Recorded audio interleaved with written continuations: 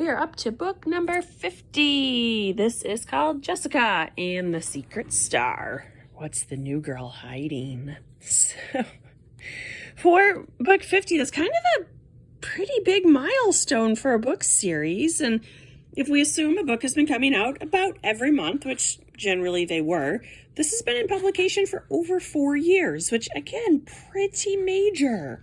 It also has 2 spin-off series, the Super Editions and the Chillers. So definitely more than 50 books. And I say all that to point out that you would think this might be a special book, a different book, a reflective book, something. Instead, wow, this book was boring. So our new character is Maria Slater, who had been a child actress. She had been in a handful of movies and mostly commercials. She is on the cover there wearing the peach turtleneck. She is the oldest looking 12-year-old I have ever seen. I have no idea which twin that is. Based on the hair, it's probably Jessica, although I've never seen Jessica wear yellow. No idea what she's doing with her arm. That is just an awkward position. It's, this cover's not really working for me. So Maria and her family have left Los Angeles. No idea where she was living, whether she was in Hollywood or anywhere else. And they have moved to Sweet Valley because she was basically forced into retirement. That she's no longer eligible for the role of the super cute little child. And she's just kind of at that awkward puberty age. So she's just being a normal kid now. And it's Jessica, unfortunately. Jessica's the one who finds out who she was. So Jessica is homesick one day, and she sees Maria in a movie and realizes that's who she is.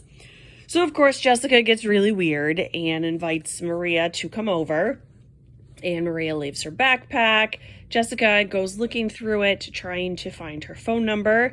And she finds what she thinks is a diary that Maria is undercover, studying what typical kids are like for a role. Jessica keeps it secret for about 12 hours. And then she blabs to all the unicorns, which we all saw coming.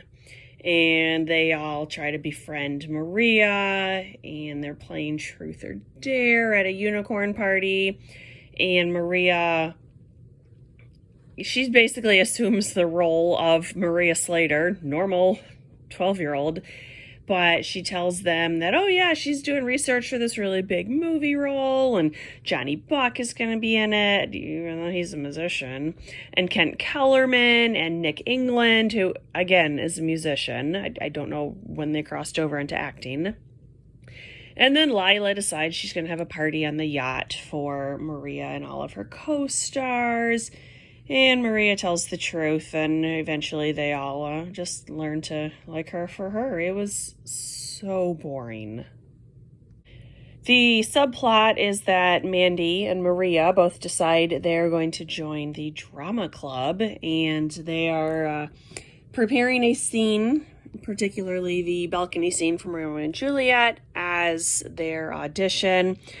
And they both want to be Juliet, but they can't find a Romeo, so Mandy gets to go first, and then a mysterious Romeo steps out from the wings, and no, it's just Maria, because what do you know? She can play a boy character, too! And it's just, I didn't like this book. I thought it was incredibly boring.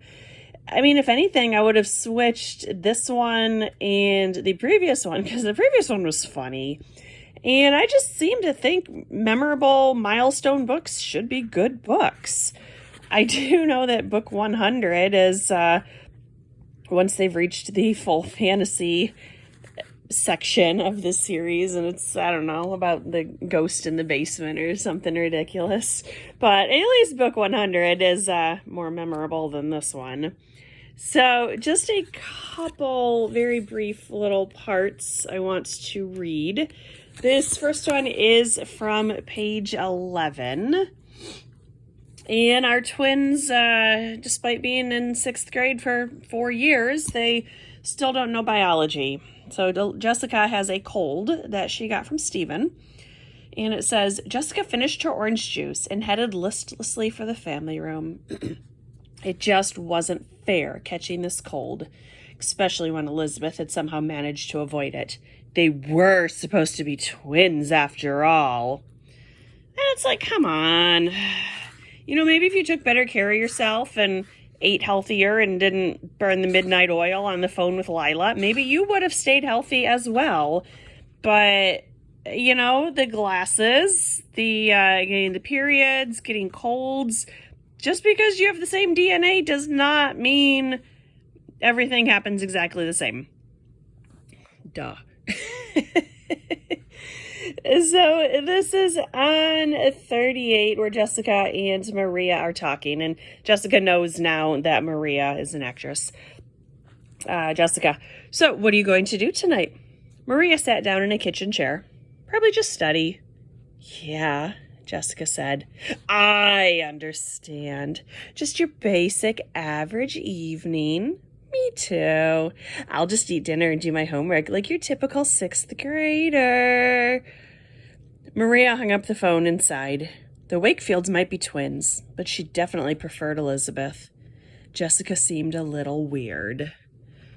Honey, you have no idea. And then finally, on page 135, leading into the next book, we have a character named Pamela McDonald, who has not previously appeared, which is kind of, it's unusual that we have had another Pamela, but that was Jacobson. And I really don't recall Pamela being such a popular name in the early 90s. When was this one even published? This one was published in July of 91. Pamela was not a common name back then. It was Jessica. That was in Melissa. Those were the Jennifer. You know, names like that, not Pamela. So this Pamela is... I'll just read parts from 134, 135. Do you like my outfit? Pamela asked. What? Sure? I thought you might. Suddenly, Elizabeth realized what she had seen. Pamela was wearing the exact same outfit Elizabeth had worn on Friday. But why did you do this? Elizabeth stammered. Pamela gave her the creeps. I went to the mall Saturday, Pamela explained casually. Elizabeth shook her head in disbelief. Why do you want to dress just like me? Pamela smiled shyly.